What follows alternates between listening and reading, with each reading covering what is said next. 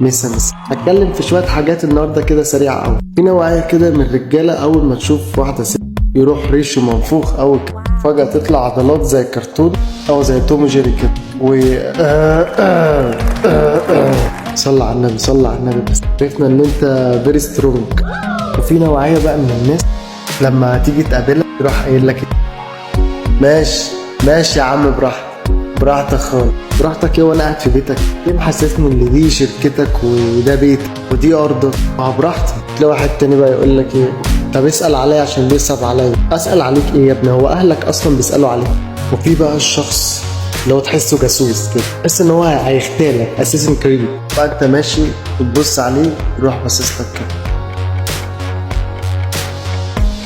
طب يلا يا توماس شيلبي طلع المسدس بقى وتخلي في دماغك بالمره. تحس كده ان هو يعصر ليمونه في عينيك وانت بقى راكب الميكروباص كله بيقلب من بنها. تلاقي واحد بيفكر بتفكير استراتيجي ويقول لك انا اقعد على انهي كرسي عشان ما المش الاجره، ولا لو قعدت على الكنبه اللي قدام في النص انت اللي هتلم الاجره كلها وهتلبس زي السواق ما هيلبس كده. بعد الشر عليك، هو احنا لينا غيرك؟ وتلاقي واحد على طول يجري على الشباك، وفي واحد كده تلاقيه نطة السكة عشان يقعد جنب الشباك، ممكن يتخانق ويمسك في اي حد. حضرتك هو مش شباك طيارة، مش هتشوف السحاب يعني من شباك الميكروباص. هتلاقي واحد بيديك بالقلم وبيجري. في واحد بقى لما تيجي تديله الاجرة يقول لك لا انا ما بلمش الاجرة، انا ابويا محرج عليا ما لمش الاجرة. مين انت في مصر؟ طب ده زبون ومن حقه ان هو يعترض على لم الاجرة. السواق بيتنك عليا، حضرتك هو انا تباع؟ يعني اديك الاجرة تقول لي خد يا باشا لموها مع بعض؟ انت بتعاملنا كده ليه يا اسطى؟ طيب خليك انت في السواقه عشان ما تقلبش بينا. عندي طلب بسيط، اما اقول لك على جنب تقف، مش لازم تقف في دوله تانية يعني عشان تنزلني.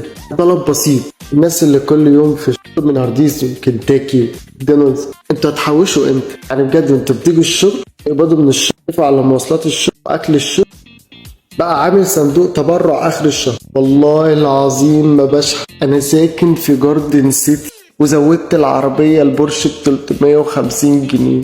نصيحة بقى اللي بيمشي مع واحدة واثنين وثلاثة واربعة بقى فرحان وحاسس ان هو عبضان. الواد التوتي فروت اللي محدش جه زي قبل كده ده مش حلو، تكون رخيص برضه، هم اصلا بيلعبوا بيك، انت مش هتستفاد حاجة، اتقال عليك في الاخر بتاع بنات. انما عايز تبقى راجل اشتغل، انجز بمواعيد، خليك منظم، راجل في كلمتك، شهم، جدع، حافظ على اي بنت كانها اختك، ادخل البيت من بابه.